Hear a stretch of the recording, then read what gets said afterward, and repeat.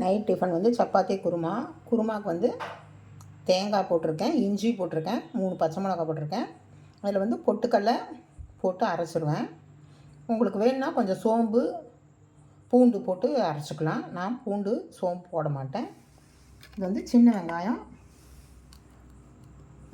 நல்லா நீள நீளமாக கட் பண்ணியிருக்கேன். தக்காளி ஒரே ஒரு தக்காளி போட்டிருக்கேன். இதையும் கட் பண்ணி வச்சுருக்கேன்.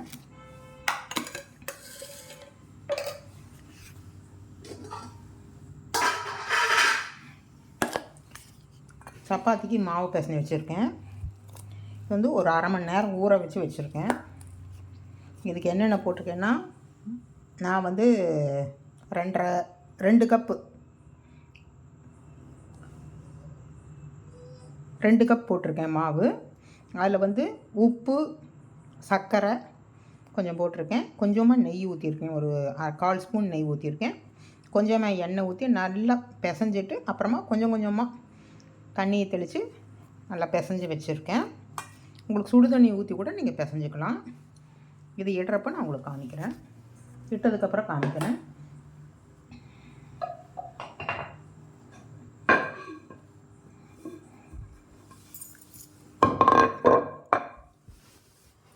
சப்பாத்தி கல் தேய்க்கிறதுக்கு வச்சுருக்கேன்.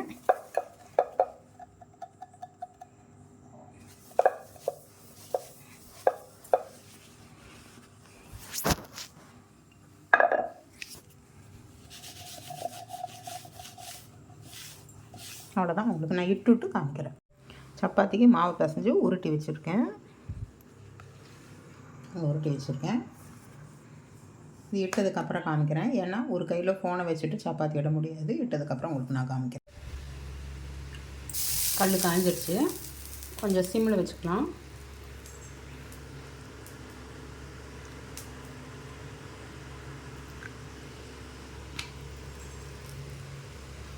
இது நெய் ஊற்றியும் இடலாம், எண்ணெய் ஊற்றியும் இது பண்ணலாம்.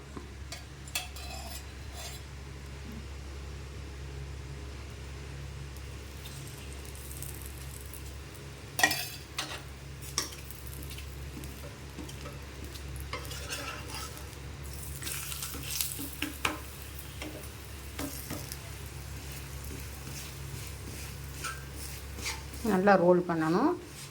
ஒரு போல் வேகும்.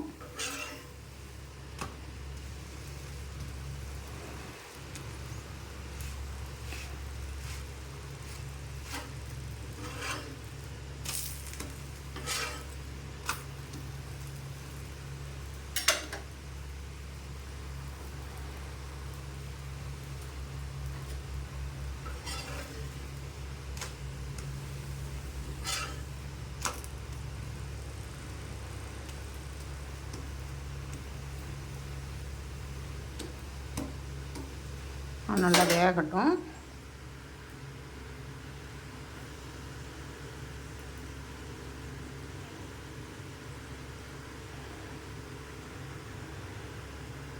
நான் சப்பாத்தி வந்து லேசாக தான் இடுவேன். கனமாகிட்டா நான் சாப்பிட மாட்டேன், எனக்கு பிடிக்காது. லேசாகிட்டால் தான் நல்லாயிருக்கும், எனக்கு பிடிக்கும்.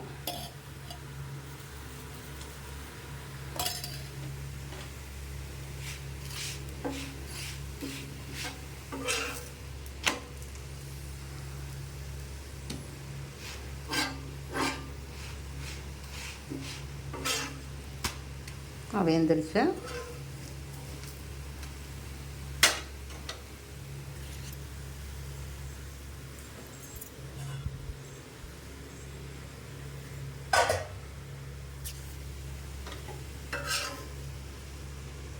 இவ்வளோதான், எடுத்துக்கலாம். அடுத்த சப்பாத்தி ஒன்று போடுறேன்.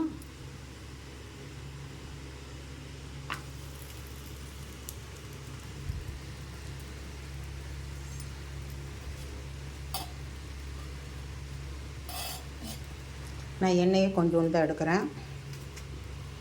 ஃபுல்லாக ஸ்ப்ரெட் பண்ணி விட்ருங்க.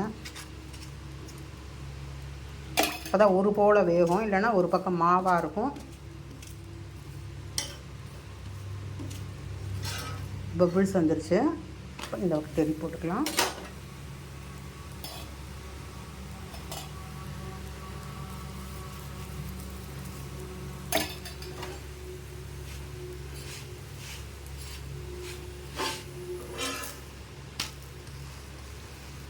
சப்பாத்தி மாவு பிசைகிற பக்கம் என்னென்னா ஒரு அரை மணி நேரமாவது ஊறணும்.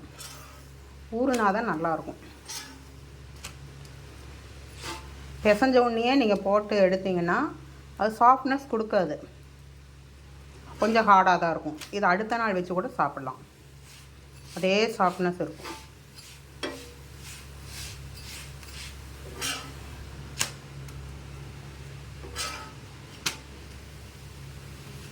அவ்வளோதான். இன்றைக்கி வந்து உருளைக்கிழங்கு பட்டாணி போட்டு குருமா பண்ண போகிறேன். வெள்ளை பட்டாணி வேக வச்சு வச்சுருக்கேன், உருளைக்கிழங்கு வேக வச்சு வச்சுருக்கேன். உரிச்சிட்டு கொஞ்சம் மேஷ் பண்ணிக்கலாம். ஒன்று சின்ன சின்ன பீஸாக இருந்தால் ஒன்றும் பிரச்சனை இல்லை.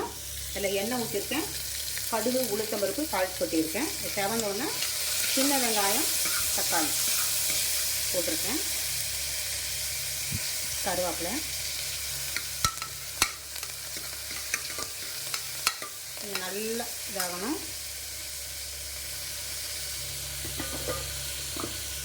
இதில் வந்து குருமாக்கு அரைச்சி வச்சுருக்கேன்.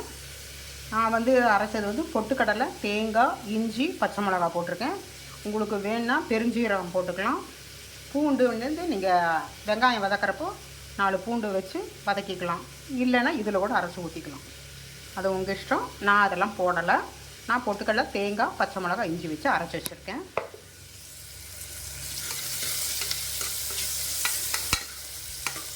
கொஞ்சம் வேகட்டும்.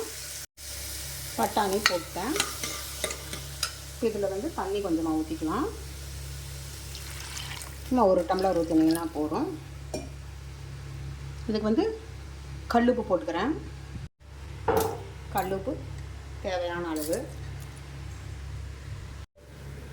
உருளைக்கிழங்கை மேஷ் பண்ணி வச்சுட்டேன். 1 2 இப்படி இருக்கணும், ஃபுல்லாக மசிய வேண்டாம். கலக்குது. இப்போ இந்த உருளைக்கிழங்கை அதில் கொட்டிடலாம்.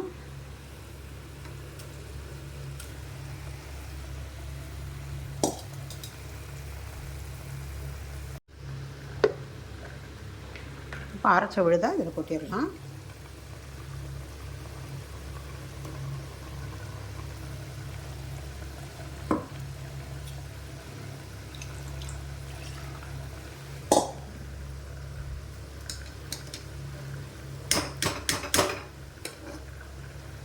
இதை வந்து கொஞ்சம் நல்லா கலந்துக்கலாம். ஏன்னா நான் ஒத்த கையில் பண்ணிகிட்ருக்கேன், அதனால் கொஞ்சம் பார்த்து அட்ஜஸ்ட் பண்ணிக்கோங்க.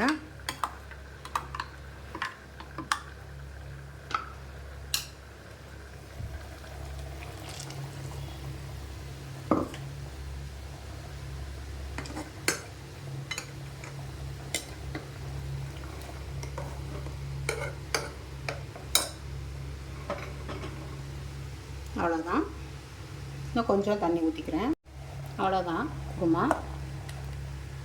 நல்லா டேஸ்ட்டாக இருக்கும்.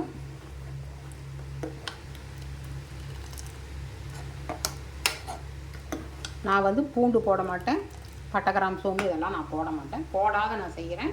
உங்களுக்கு வேணும்னா நீங்கள் போட்டுட்டு செஞ்சுக்கலாம். நான் செஞ்ச மாதிரி பூண்டு சாப்பிடாதவங்க, பட்டை, கிராம்பு, சோம்பெல்லாம் சாப்பிடாதவங்க நான் செஞ்ச மாதிரி செஞ்சு பாருங்கள், நல்லாயிருக்கும். செஞ்சு பார்த்துட்டு எப்படி இருக்குங்கிறது எனக்கு கொஞ்சம் கமெண்ட் பண்ணுங்கள். இன்றைய நைட் டின்னர் சப்பாத்தி, உருளைக்கிழங்கு, வெள்ளை பட்டாணி போட்டு குருமா பண்ணியிருக்கேன். அது எப்படி பண்ணியிருக்கேங்கிறத உங்களுக்கு நான் வீடியோ போடுறேன். நான் செஞ்ச மாதிரி குருமா செஞ்சு பாருங்கள், பிடிக்கும். என்னோடய சமையல் பிடிச்சிருந்தா மறக்காமல் லைக் பண்ணுங்கள், ஷேர் பண்ணுங்கள், எனக்கு சப்போர்ட் கொடுங்க, சப்ஸ்கிரைப் பண்ணுங்கள். நான் வேறு டிஷ்ஷில் சந்திக்கிறேன். Good night, by.